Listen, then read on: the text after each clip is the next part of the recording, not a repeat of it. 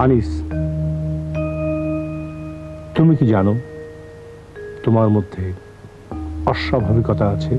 জি না চাচা। তোমার কোনো দোষ নেই, বেশিরভাগ লোকই তা জানে না। আমি একজন মনোবিজ্ঞানের এক্সপার্ট হিসেবে বলছি যে তোমার মধ্যে অস্বাভাবিকতা আছে। থ্যাংক ইউ চাচা। এতে থ্যাঙ্কস দেওয়ার কিছু নেই, অবশ্য দিচ্ছ দাও, আই ডোন্ট মাইন্ড। আমি তোমার সেই অস্বাভাবিকতা দূর করব, হিপনটিক সাজেশনের মাধ্যমে সেটা করা হবে।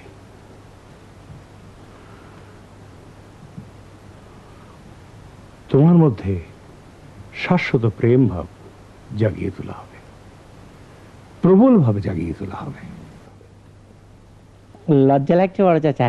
না না, লজ্জার কি আছে, এটা তো চিকিৎসার একটা অঙ্গ। আনিস, তুমি এই ঘড়িটার দিকে তাকাও,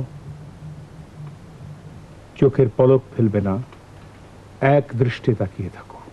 জি আচ্ছা চাচা, ব্যথা পাবো না তো? না না, ব্যথা কেন লাগবে?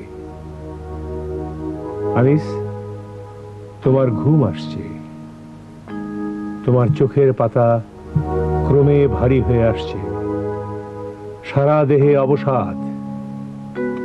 তুমি এখন হাই তুলবে। আনিস,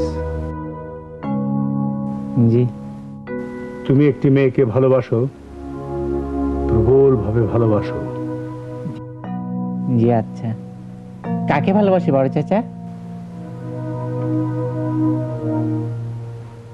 হ্যাঁ, তিতলিকে।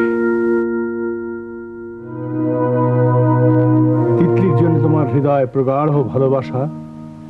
তুমি তাকে ফুল কিনে দাও, গান গেয়ে শোনাও। কোন গান বড় চাচা? এই বিধি ডাগো রাখি টাইপ। এখন গাইবো চাচা? না না, এখন গাইতে হবে না। আচ্ছা পরে গাইবো। আনিস, তুমি এখন ঘুমিয়ে পড়বে, ঘুমিয়ে পড়বে, ঘুমিয়ে পড়ো, ঘুমিয়ে পড়ো, ঘুমিয়ে পড়ো। সত্যি সত্যি ঘুমাচ্ছে বড় চাচা? হ্যাঁ, সত্যি সত্যি ঘুমাচ্ছে। কি আশ্চর্য! এতে আশ্চর্য হওয়ার কিছু নেই মা, এই পৃথিবী বড়ই রহস্যময় জায়গা, এখানে আশ্চর্য হওয়ার কিছু নেই। কতক্ষণ ঘুমাবে বড় চাচা? এই 5-10 মিনিট। ঘুম থেকে উঠে কি তিনি অন্য মানুষ হয়ে যাবেন? ঘুম থেকে উঠেই একেবারে অন্য মানুষ হয়ে যাবে, চিনতেই পারবে না। থ্যাংক ইউ বড় চাচা, you are just great. Thank you বড় চাচা। আচ্ছা বেশ, এবারে তোমরা যাও, আমার এখনো কিছু কাজ বাকি আছে।